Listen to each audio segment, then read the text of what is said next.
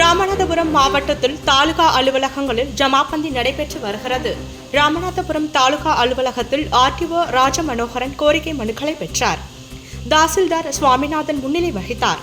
பெருங்குளம், பீர்கா, குயன்வடி, கும்பரம், இரட்டையூர், ருணே, காரன் உள்ளிட்ட கிராம மக்கள் கோரிக்கை தொடர்பான மனுக்களை வழங்கினர்.